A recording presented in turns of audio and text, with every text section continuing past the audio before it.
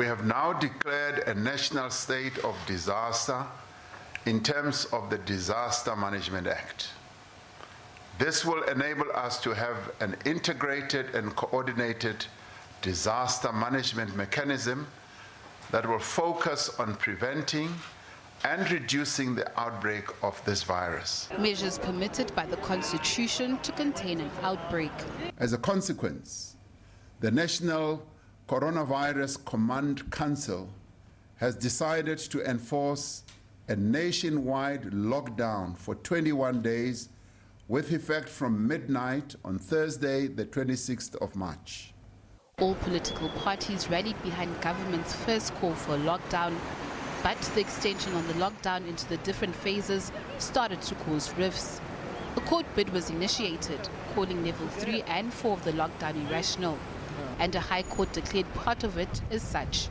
In its judgment, it found that some of the regulations under level 4 and 3 are not rationally connected to the objectives of slowing the rate of infection or limiting its spread. For example, the opening of places of worship while families still can't visit each other was the case in point. People allowed to attend funerals for loved ones but can't view the body. And one that caused much debate, the sale of alcohol but not of tobacco products.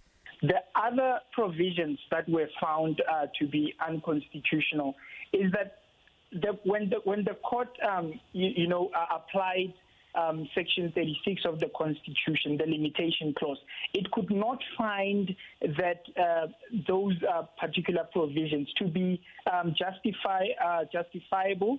The limitations on the rights to be justifiable in an open and democratic society based on human dignity and freedom. But what the court did acknowledge is that, in declaring this national state of disaster, the government took a rational decision, but certain provisions in the lockdown regulations, particularly level 4 and level 3, were found to be, constitutionally in compliance. And the former Judge President has also weighed in. He says government should seek a second opinion. It's a duty of the government to protect life, just as they must observe the rule of law. But there is no constitutional crisis in this country. There is a health crisis. And I expect that steps will be taken, must be taken, to protect human life, in the course of which exercise some sacrifice will have to be made. Government says it's still studying the judgment. What it means is that once Cabinet has studied the judgment and in the 14 days charted or decided on a way forward, it will make the necessary pronouncements. South Africans have expressed mixed feelings on the court. The government wanted us to be safe, so the courts are so wrong by saying that the restrictions were too strict. Yes, they were too strict with some of the regulations. And to be quite honest, in my opinion, even if we were to move straight to level 1, it's fine. We should just adapt and follow the safety precautions. The courts are right to make their decisions. It's not fair that churches that don't make money for government should open up and restaurants that generate money remain closed.